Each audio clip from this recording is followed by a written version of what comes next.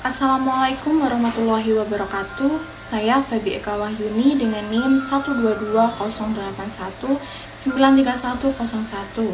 Berikut adalah video pembelajaran untuk pemenuhan tugas magang 1 UIN Sayyid Ali Rahmatullah Tulungagung.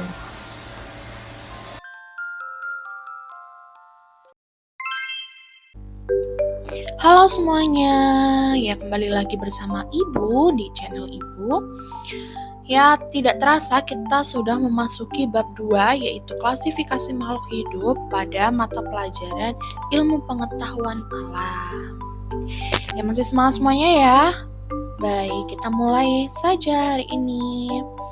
Ya sebelumnya kita akan belajar menyebutkan ciri-ciri makhluk hidup, mengklasifikasikan benda hidup dan tidak hidup, menyebutkan urutan takson, dan mengelompokkan makhluk hidup berdasarkan prinsip klasifikasi. Sudah siap untuk menjelajahi dunia sains yang luar biasa? Ya, sudah siap pastinya. Ya, keren sekali buat kalian. Mari kita mulai saja ya. Baik, yang pertama ada ciri-ciri makhluk hidup. Ciri-ciri makhluk hidup ini yang pertama adalah bergerak. Nah, makhluk hidup itu bergerak. Hewan bergerak dengan alat gerak yang menyesuaikan tempat tinggalnya, seperti kaki, sayap, sirip, begitu. Menyesuaikan tempat tinggalnya. Jadi kalau di darat dia pakai kaki, ada yang melata seperti ular. Lalu jika di air dia memakai sirip, atau pada umumnya dia memakai sirip ya, memakai sirip untuk berenang gitu. Dan jika dia terbang di udara, dia memakai sayap. Lalu tumbuhan bergerak bersama dengan proses tumbuhnya. Misalnya tumbuhan itu semakin lebat, nah tandanya dia itu bergerak. Nah, dia semakin tinggi, dia bergerak kan, dan dia misalnya semakin semakin lebat, semakin tinggi, semakin besar. Nah, dia membesar, batangnya itu membesar gitu. Yang mulanya kecil dia semakin besar. Nah, jadi dia itu bergerak. Untuk yang kedua, dia bernafas. Ternyata tidak hanya manusia yang bernafas, hewan, tumbuhan itu juga bernafas. Hewan itu ada yang bernafas dengan paru-paru, insang, atau trakea. Manusia tentunya itu bernafas dengan paru-paru ya. Untuk tumbuhan dia bernafas dengan stomata dan lentisel pada reaksi respirasi. Lalu yang ketiga ada yang namanya memerlukan makanan. Jadi ciri-cirinya itu kalau makhluk hidup dia memerlukan makanan, dia butuh makanan untuk tumbuh gitu. Hewan itu berdasarkan makanannya itu dibedakan menjadi 3. Pasti kalian tahu ya. Yang pertama adalah herbivora atau pemakan tumbuhan. Jadi dia itu makannya tumbuhan mulu gitu. Dia nggak suka makan daging. Jadi makannya dia itu tumbuhan. Contohnya seperti apa? Ya betul, ya contohnya seperti kambing, sapi yang memakan rumput-rumputan atau tumbuhan. Lalu untuk karnivora dia itu memakan daging. Contohnya seperti apa ya? Ya contohnya seperti elang yang memakan daging-daging, buaya, dan yang lain-lain. Lalu untuk omnivora dia itu pemakan segala. Maksudnya pemakan segala, jadi dia itu memakan daging, juga memakan tumbuhan. Jadi dia doyan semuanya gitu. Ya bukan kita ya, karena masa kita omnivora gitu. Tapi iya. Ya, lalu untuk tumbuhan itu memerlukan air dan zat hara. Jadi air dan zat hara ini sangat diperlukan tumbuhan untuk proses tumbuh. Jadi dia memerlukan makanan. Air dan zat hara ini sebagai makanan untuk diedarkan ke semua bagian-bagian tumbuhan. Nah, berdasarkan kemampuan menyusun zat makanannya, makhluk hidup itu dibedakan menjadi 2. yang namanya autotrof dan heterotrof. Autotrof ini itu dia dapat membuat makanan sendiri. Nah, di sini yang dapat membuat makanan sendiri adalah tumbuhan. Maka dari itu tumbuhan dalam rantai makanan itu disebut dengan produsen, di mana dia yang mempunyai dan dia pabrik pembuat makanan. Ya, dia bisa membuat makanan sendiri. Jadi dia tidak membutuhkan yang lain gitu. Tidak membutuhkan hewan, tidak membutuhkan siapa, dia bisa membuat makanannya sendiri. Lalu heterotrof, dia tidak dapat membuat makanan sendiri. Nah, tidak bisa membuat, makanya dia mencari. Nah, yang mencari ini adalah hewan dan manusia. Hewan mencari tumbuhan untuk dimakan, kadang dia mencari sesama hewan untuk dimakan ya, dan manusia ini kan tentunya memakan tumbuhan dan hewan begitu. Lalu untuk yang keempat adalah mengeluarkan zat sisa atau ekskresi. Nah, dengan mengeluarkan zat sisa ini, manusia, hewan, dan tumbuhan ini membutuhkan alatnya atau alat ekskresi. Nah, manusia ini mengeluarkan zat sisa melalui kulit, melalui ginjal, melalui paru-paru, dan melalui hati. Misalnya seperti keringat, urin, seperti itu. Hewan juga sama seperti manusia, tapi alatnya berbeda. Dia alatnya berupa bulu malpighi. Ada nephridium, itu yang punya cacing. Lalu ada hewan yang memakai ginjal, ada yang memakai paru-paru juga untuk mengeluarkan zat sisa. Untuk tumbuhan, dia mengeluarkan zat sisa melalui stomata dan lentisel. Ciri yang kelima yaitu adalah tumbuh dan berkembang biak, seperti yang Ibu sebutkan di awal tadi. Jadi makhluk hidup itu membutuhkan semua ciri-ciri tadi itu untuk tumbuh dan berkembang gitu. Tumbuh dan berkembang itu merupakan salah satu ciri yang digunakan untuk mempertahankan jenis dari makhluk hidup tersebut agar makhluk itu tidak punah begitu, untuk meregenerasi terus menerus gitu. Jadi dia tumbuh, punya anak lagi, jadi dia banyak sekali ya, dari 2 misalnya itu jadi banyak sampai 10 dan seterusnya gitu. Jadi dia itu tumbuh dan berkembang. Nah, terdapat 2 cara perkembangbiakan nih. Jadi yang pertama ada generatif atau kawin, lalu yang kedua adalah vegetatif atau tidak kawin. Untuk ciri yang keenam ini adalah peka terhadap rangsang, di mana hewan dan manusia itu peka terhadap rangsangan melalui sistem saraf dan sistem indera.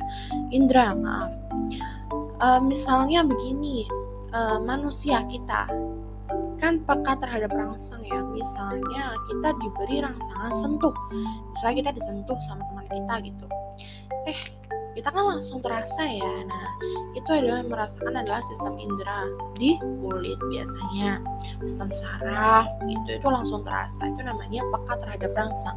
Berarti kita adalah makhluk hidup, betul.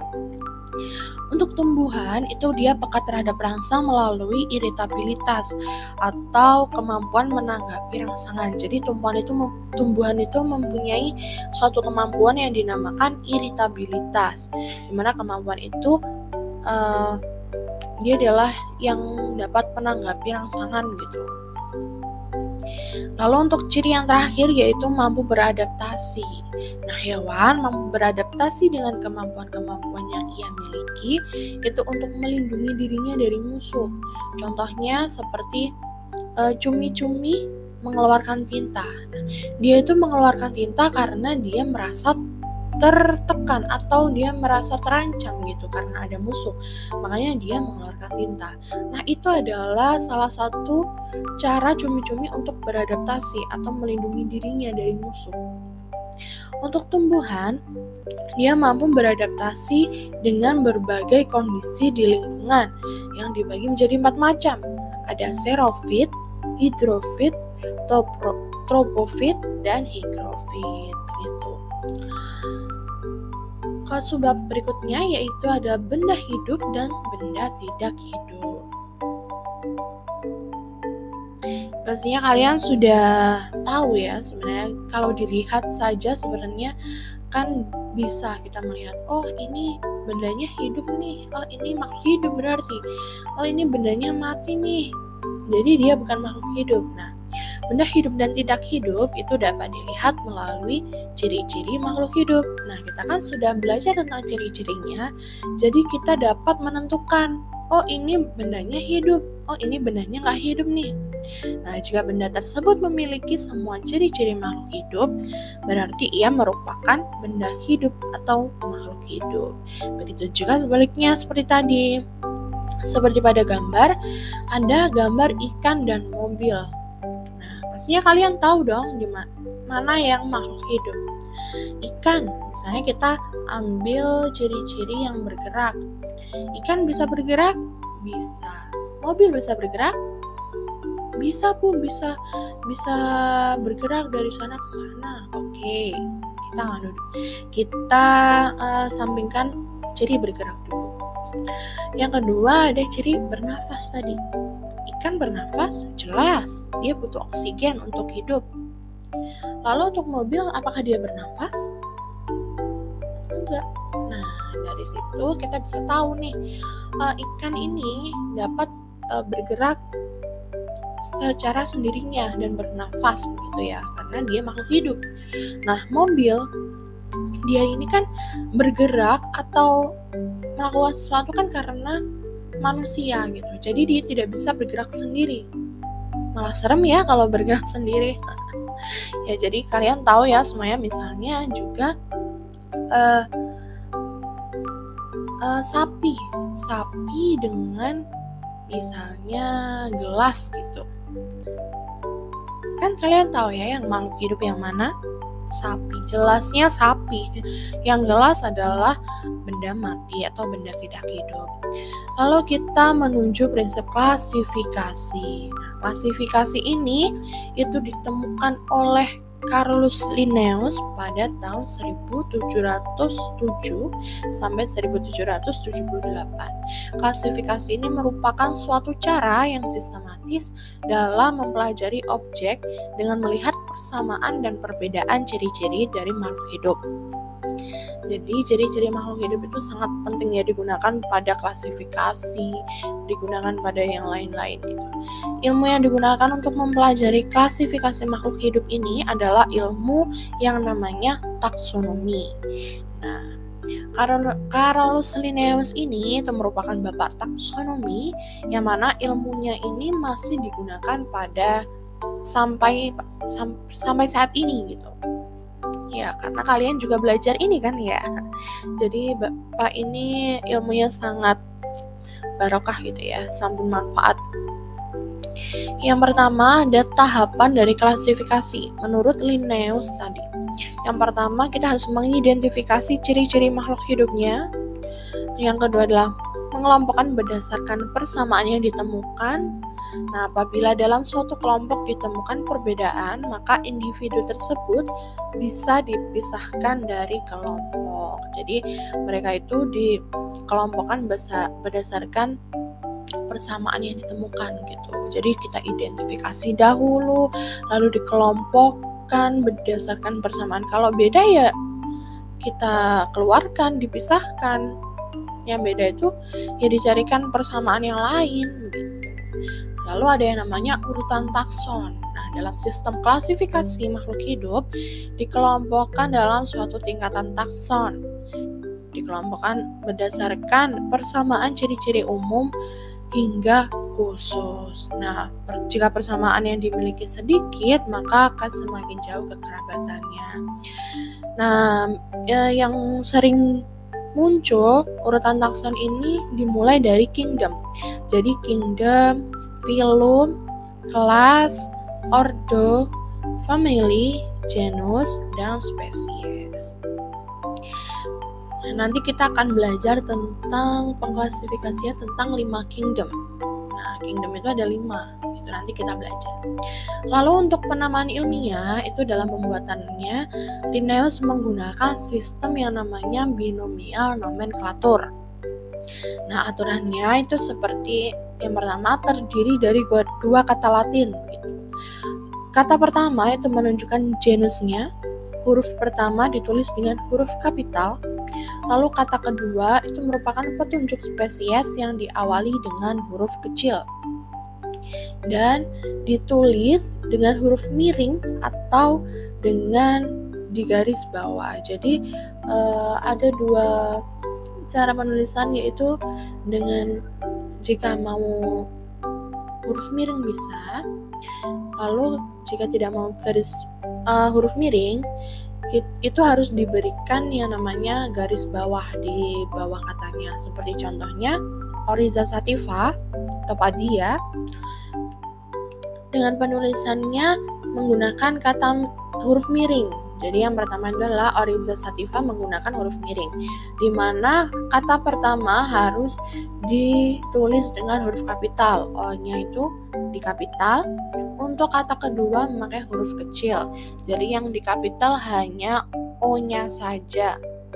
Untuk yang penulisan kedua menggunakan garis bawah seperti di contoh, sebenarnya sama seperti penulisan kata pertama dan kedua sama, namun yang membedakan hanya miring dan garis bawah, seperti itu.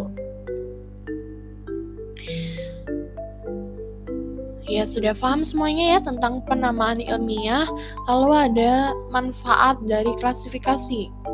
Manfaatnya apa aja sih kalau digunakan klasifikasi ini?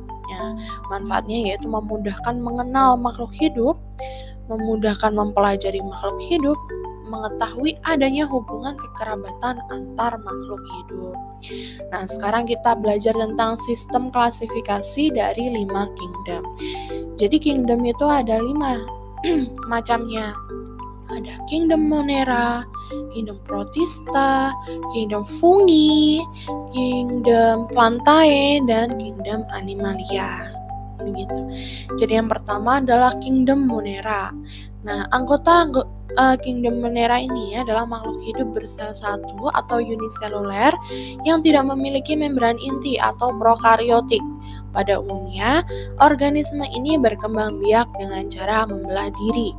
Anggota kingdom Monera ini meliputi bakteri dan ganggang biru atau cyanobacteria. Dan ini adalah contoh dari cyanobacteria.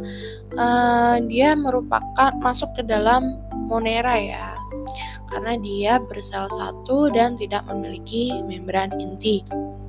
Untuk kingdom yang kedua adalah kingdom Protista.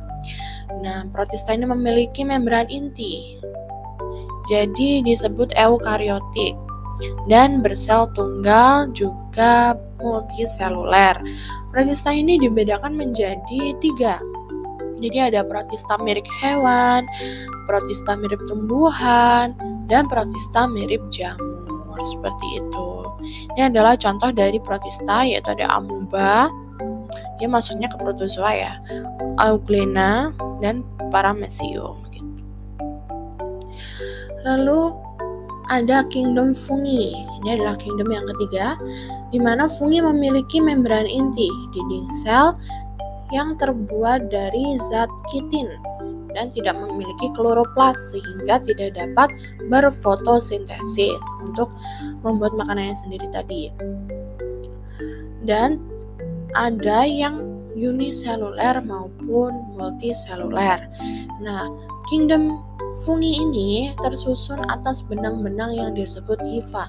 Jadi kalau ibu kalian memasak jamur tiram ya, pasti itu di baliknya kan ada seperti apa ya, garis-garis gitu loh. Nah, itu yang namanya hifa. Itu disebut satu helai benang itu disebut hifa. Kalau kumpulannya disebut miselium. Nah, tubuh jamur ini itu disebut talus. Nah, jamur hidup sebagai saprofit atau parasit dan berkembang biak dengan spora. Yang keempat adalah kingdom Plantae, di mana kingdom Plantae ini terbagi lagi menjadi 3, yaitu Bryophyta atau lumut, Pteridophyta atau paku, dan tumbuhan berbiji gitu. Untuk lumut itu dia memiliki akar, batang, dan daun yang bukan sejati dan belum memiliki berkas pembuluh. Akarnya disebut dengan rhizoid. Rhizoid berfungsi untuk menempelkan tubuh lumut pada substrat dan hidup di tempat yang lembab. Jadi sangat khas dari lumut ini itu dapat ditemukan di tempat-tempat yang lembab gitu. Dan berkembang biak secara kawin dan tidak kawin yang disebut dengan pergiliran keturunan atau metagenesis. Berikut adalah contohnya seperti tadi. Yang kedua adalah paku atau Pteridophyta. Dia memiliki akar, batang, dan daun sejati serta memiliki berkas pembuluh. Nah, pada daun dewasanya terdapat bulatan berwarna coklat yang disebut sorus. Sorus ini merupakan kumpulan kotak spora yang dibungkus indusil. Nah, pada paku ini memiliki ciri khas pada saat muda atau masih muda dia akan menggulung yang biasa disebut pakis begitu. Pasti kalian pernah ya memasak pakis atau paku yang masih muda begitu. Lalu untuk perkembangbiakannya dia secara kawin dan tidak kawin yang disebut dengan pergiliran keturunan seperti yang lumut. Untuk yang ketiga adalah tumbuhan berbiji. Dia memiliki akar, batang, dan daun sejati serta memiliki berkas pembuluh. Ia menghasilkan biji yang dapat digunakan sebagai alat perkembangbiakannya. Nah, berdasarkan letak bakal bijinya, tumbuhan berbiji itu terbagi menjadi dua macam. Yang pertama adalah tumbuhan berbiji terbuka atau yang namanya gymnospermae, dan tumbuhan berbiji tertutup atau yang disebut angiospermae. Nah, tumbuhan berbiji terbuka ini itu letak bakal bijinya tidak terlindungi oleh daun buah, namun tertempel pada daun buah.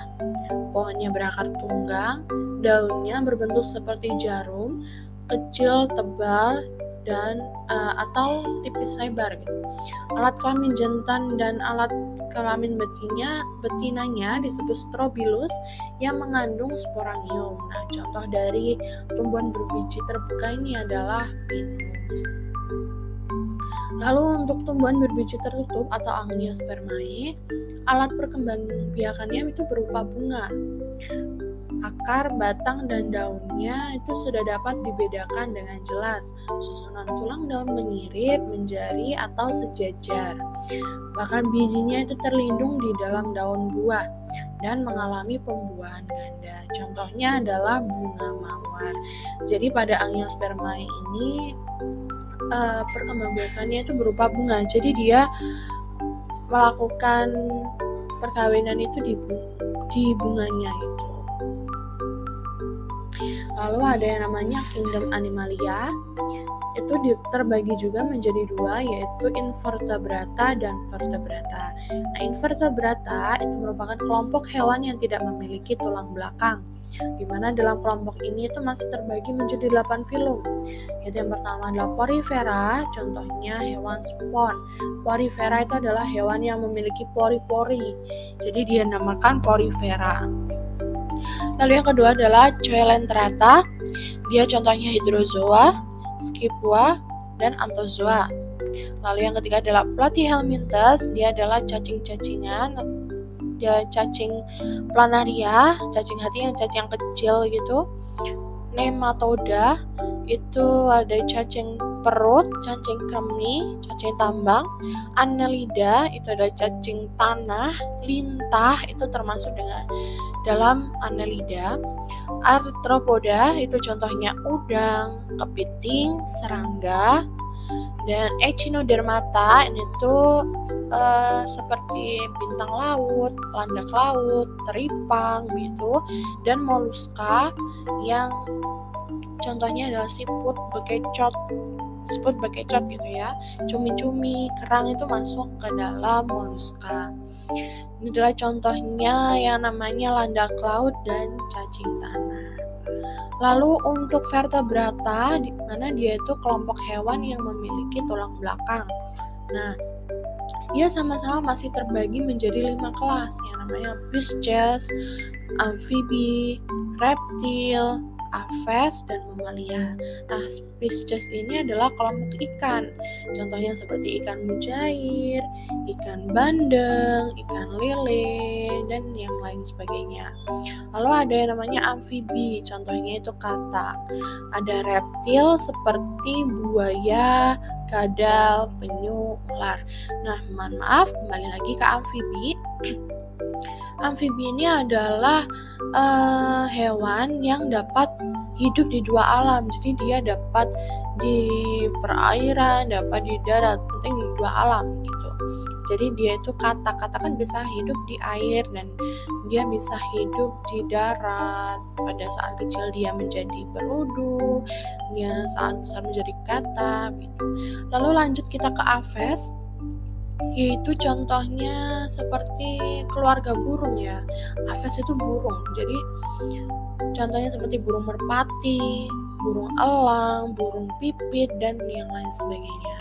Dan mamalia, sebenarnya kita adalah masuk ke dalam kingdom animalia ya, bukan animalia ya, kita masuknya ke sini tapi karena kita adalah mamalia gitu. Contohnya adalah gajah, singa, orang utan, dan kelelawar. Di sana adalah contoh-contoh hewan vertebrata seperti ikan, katak, buaya.